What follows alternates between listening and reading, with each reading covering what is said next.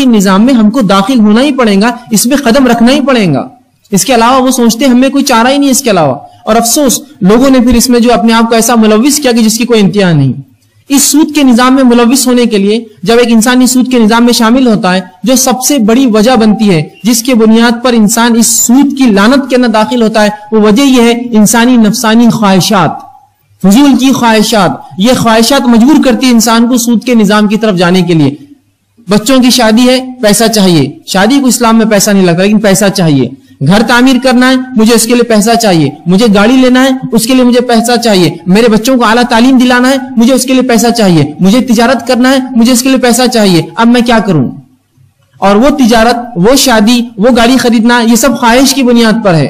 کیا ایسا نہیں ہو سکتا کہ ایک انسان جو ہے سیکنڈ ہینڈ گاڑی لے کر چلائے؟ ضروری ہے کہ وہ نئی گاڑی لے، لیکن اس سود کے لعنت میں ہم ملوث ہوتے ہیں تاکہ ہم نئی گاڑی لے لوگوں کو بتائیں میں بھی تمہارے برابر ہوں.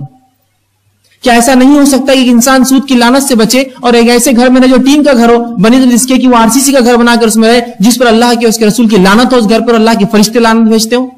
کتنا بہتر ہوتا کہ وہ یہ کام کو سمجھ جاتے اور ایسا کرتے. تو ہماری خواہشات نہیں بھائی ایسا ہونا چاہیے، ایک RCC کا گھر تو ہو، ایک اچھی گاڑی تو ہو، ایک 2 ویلر اور 4 ویلر تو ہو، اور نئی لوں میں، تو ہماری بیجا خواہشات مجبور کرتے ہیں. تعلیم حاصل کرنا ہے، باہر بچے کو بھیجنا ہے مجھے تعلیم کے لیے، اور اس کے لیے بھی سود کی طرف جاتے ہیں. جب یہ موقع آتا ہے انسان اپنی خواہشات کو اپنے پر حاوی کرتا ہے، شیطان فوراً نمودار ہوتا ہے اور کہتا ہے آپ کے لیے آفرز ہے. اور آج کل تو آفرز تو ایسے کہ 10 منٹ میں 50,000، 15 منٹ میں 1 لاکھ، ہے نا. کوئی چیز نہیں، کوئی کاغذات کی ضرورت نہیں، بس آئیے اور مال لے کر جائیے، اندازہ لگائیے. تو شیطان یہاں فوراً نمودار ہو جاتا ہے، آفرز شروع ہو جاتے ہیں. گھر بنانا ہے، ارے کہاں اپنا پیسہ ڈالتے ہو حلال، ہم سے لو، ہم دینے بیٹھے ہیں. ارے کہاں فلاں چیز گاڑی خریدتے ہو خود سے، ہم دلاتے ہیں. ارے کیوں پرانی کے چکر میں جاتے ہو، نہیں لو نا، ہم سود پر تم کو رقم دیتے ہیں اور کچھ زیادہ نہیں ہے، آپ ہم سے 2 3 4 5 لاکھ ادھار لے لیجئے، 13%، 15%، 16%، 17%، بس اتنا ہی آپ کو ادا کرنا ہے. آدمی تب تو خوش ہو کے لے لیتا ہے. 17% اندازہ لگائیے، 20% اندازہ لگائیے، لاکھ پر 20,000 روپے سال کو دینا ہے آپ کو.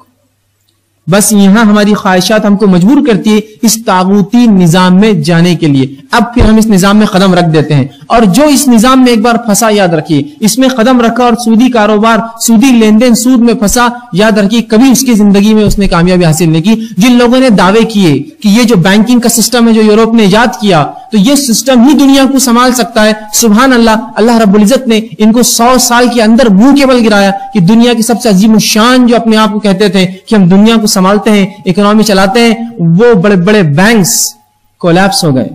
یہ ہم نے اپنی زندگی میں دیکھا 100 سال کے عرصے کے اندر، ہے نا.